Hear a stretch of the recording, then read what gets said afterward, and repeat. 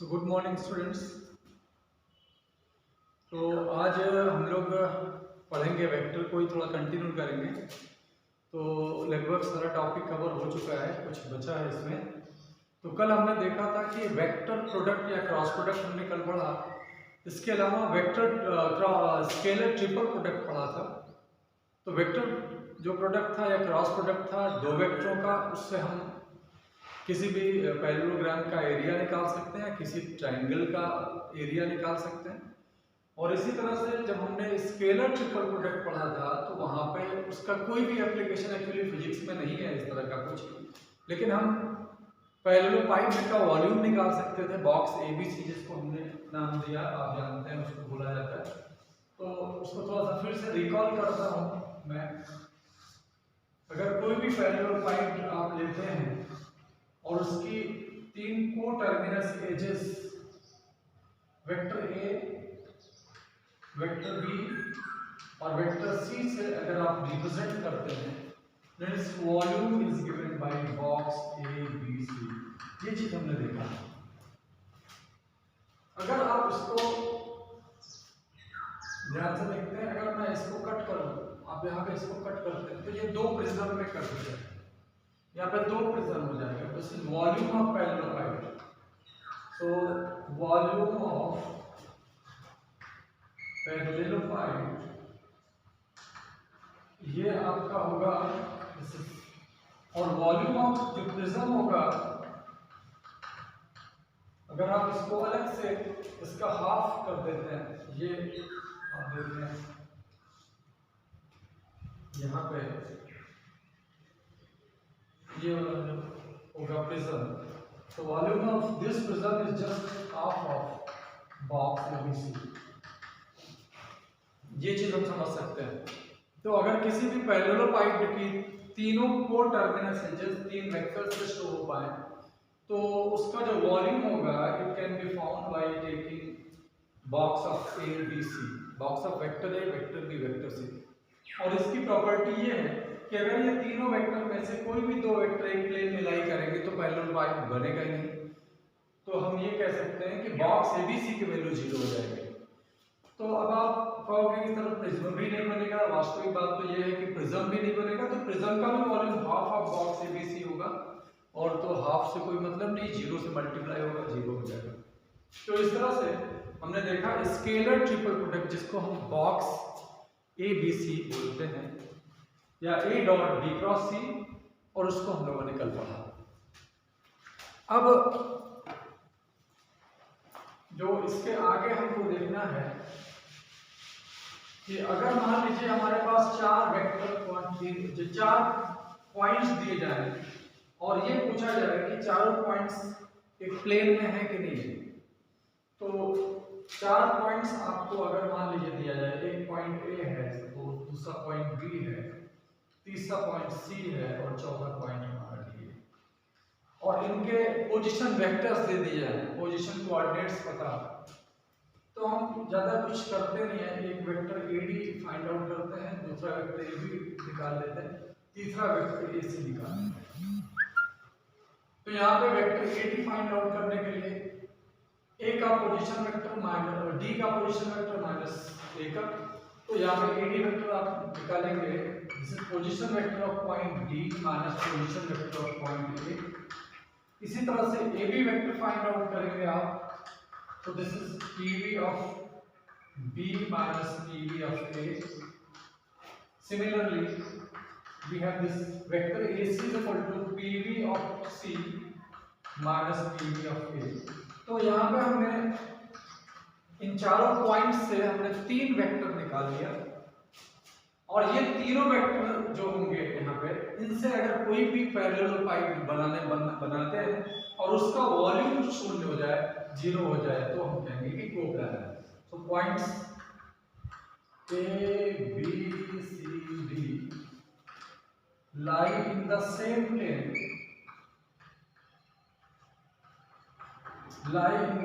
plane, if box of vector AB, vector AB, vector AC, it is 0.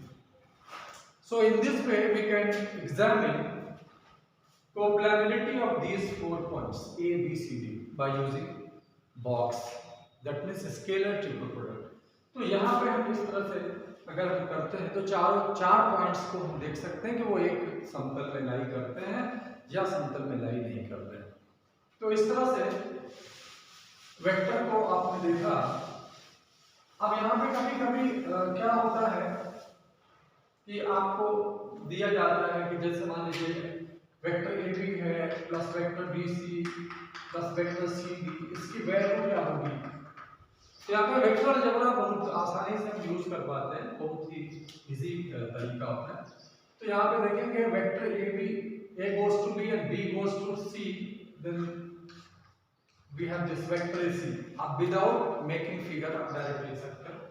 So A goes to B and B goes to C, it becomes vector C plus vector C भी यहाँ पे मिलेंगे, and A goes to C and C goes to D, it becomes vector D।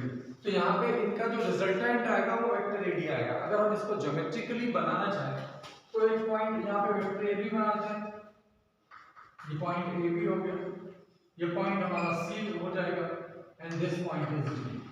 तो vector A B हो गया, फिर यहाँ पे वेक्टर बी सी हो गया, फिर यहाँ पे वेक्टर सी डी हो गया। तो यहाँ पे भी अगर आप पॉलीगन मेथड का यूज करते हैं तो रिजल्टेंट तो हमारा एडी आएगा, वेक्टर एडी आएगा।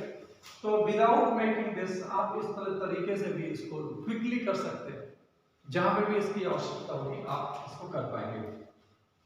और इसमें कुछ चीजें और हैं जो हमको हमेशा ध्यान में रखनी पड़ेगी, जो थोड़ा सा क्विक कैलकुलेशन के लिए।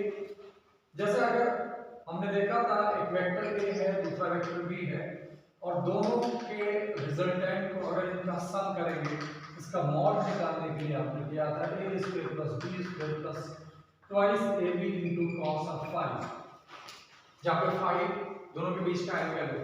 लेकिन अगर यहाँ पे a और b दोनों सेम हो जाए, माने mod of vector a mod of vector b become same, तो ऐसे कंडीशन में ये जो रिजल्टेंट होगा यानी vector a plus vector b के सम का मॉड जो आएगा, it is a square plus twice a into cos of phi. Twice a square यहाँ पे 1 1 2 स्क्वायर जाएगा, तो यहाँ पे हम अंडर रूट 2a स्क्वायर होगा, it becomes 1 plus cos phi. तो 1 प्लस cos फाई यहाँ पे हम ट्रिग्नोमेट्रिक एक फॉर्मूला लगा सकते हैं। cos फाई को हाफ एंगल में अगर हम जोड़ते हैं, इसको ब्रेक करते हैं, then we have mod of vector a plus mod of vector b, this is equal to under root twice a square into 1 plus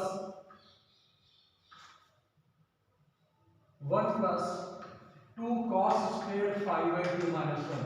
ये अप्लाई करेंगे तो -1 से कट जाता है। And in this way we have mod of vector a plus vector b, this is equal to under root twice a square into 2 cos square phi by 2। So by taking square root we have this mod of under root mod of vector a plus vector b, this is equal to twice a cos phi by 2। ये चीज हम एक radiator की तरह से use कर सकते हैं। जब भी अगर दो वेक्टरों का मॉड सेम हो जाए तो हम डायरेक्ट ये उसके सम का resultant 2a cos phi by 2 निकाल सकते हैं।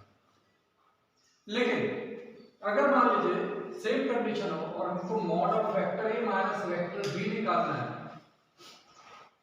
तो आपको पता है कि this formula is under root a square plus b square minus 2ab cos phi। तो ऐसे केस में यहाँ पे हमारे पास जो vector mod of vector a minus vector b आएगा, it becomes a square plus b a square plus a square minus 2a into cos phi, then we have this 1 minus cos phi। अभी हम इस बार cos phi को भी half angle में तोड़ते हैं, लेकिन इसका दूसरा फार्मूला यूज कर लेते हैं, it is 1 minus 1 plus 2 sin square phi by 2। और यहाँ पे जब ये हम अप्लाई करते हैं तो यहाँ पर हमारा 2 sin square phi by 2 आ जाता है। Then we have 2 sin square phi by 2 और इसका हम अगर स्क्वायर रूट निकालते हैं, then we have mod of vector a minus vector b, this is equal to 2a sin phi by 2। तो इस तरह से हम देख सकते हैं कि अगर दो वेक्टर हैं वेक्टर a और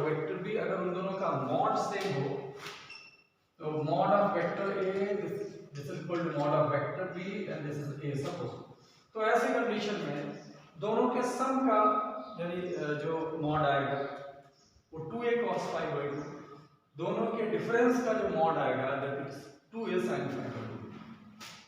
और इस तरह का यूज जो हम करते हैं ज्यादातर केसेस में जब हम सर्कुलर मोशन को पढ़ेंगे, तो सर्कुलर मोशन में जहां पे यूनिफॉर्म सर्कुलर मोशन होती है, मैग्नीट्यूड तो सेम होता है लेकिन डायरेक्शन चेंज हो जाती है, तो change in velocity find out करने के लिए हम इस फार्मूले का डायरेक्ट यूज कर सकते हैं।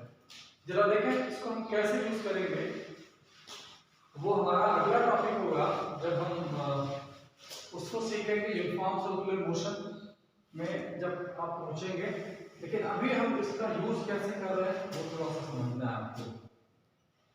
तो जैसे कोई पार्टिकल है सर यूनिफॉर्म सर्कुलर मोशन करता है सपोज, और रेडियस कैपिटल R है और यहाँ पे इसकी वेलोसिटी v है और यहाँ पर भी उसकी वेलोसिटी v है, माने वेलोसिटी का मैग्नीट्यूड सेम है लेकिन डायरेक्शन डिफरेंट है। And suppose this angle is phi, then यहाँ पे जो डिफरेंस आएगा velocity, change in velocity actually, तो ये हमारा ये वेक्टर v1 होगा और ये हमारा वेक्टर v2 हो जाएगा। तो वेक्टर v2 और वेक्टर v1 इनका डिफरेंस निकालेंगे, तो डिफरेंस का जो मैग्नीट्यूड आएगा this is equal to 2v sin phi by 2। हम यहाँ पे डायरेक्ट लिख सकते हैं बाय यूजिंग दिस फॉर्मूला। सो यहाँ पर हमने चेंज इन वेलोसिटी निकाल लिया अगर पार्टिकल A से B तक मूव करता है तो। In the case of uniform circular motion, magnitude of velocity remains same but direction changes at every point of the circle। तो यहाँ पर हम इस चीज को देख सकते हैं, इस फॉर्मूले को हम डायरेक्ट वहाँ पे अप्लाई कर सकते हैं। तो ऐसा कोई भी क्वेश्चन आएगा, रेडियस आपको दी रहेगी, वेलोसिटी का मैग्नीट्यूड आपको पता है कि इतने मैग्नीट्यूड से या इस स्पीड से जाना है, तो यहाँ पे चेंज इन वेलोसिटी निकाल सकते हैं। अब चेंज इन वेलोसिटी अगर आपको मिल गई तो उसका एक्सेलेरेशन भी निकाल सकते हैं, कोई दिक्कत वाली बात नहीं। तो ये दोनों फार्मूले हमारे बहुत ही काम के हैं। These two formulas very useful to solve the problem। तो इस तरह से हमने वेक्टर में देखा, हमने वेक्टर का एडिशन पढ़ लिया, वेक्टर का सब्ट्रैक्शन पढ़ा, वेक्टर का मल्टीप्लिकेशन पढ़ा या प्रोडक्ट पढ़ा आपने। इसके बाद दो वेक्टरों का प्रोडक्ट के बाद हमने तीन वेक्टरों का प्रोडक्ट पढ़ा और उसमें हमने स्केलर ट्रिपल प्रोडक्ट के बारे में बात किया था। तो यहाँ पे जो तीसरा होता है वो है वेक्टर ट्रिपल प्रोडक्ट। इसके बारे में थोड़ा सा समझेंगे कि वेक्टर ट्रिपल प्रोडक्ट क्या है। अगर हम वेक्टर ट्रिपल प्रोडक्ट के बारे में देखें तो अगर हम वेक्टर A हो, दूसरा वेक्टर B है और तीसरा वेक्टर C है, if we take cross product between two vectors and then also take cross product of these two vectors, so it is a vector quantity. So this right hand side is a vector quantity। ये हमारा एक vector होगा, तो चूंकि vector B cross vector C ये भी एक नया वेक्टर आएगा vector D। Now A cross vector B cross vector C it becomes vector A cross vector D, and this vector A cross vector D is nothing, it's a vector quantity।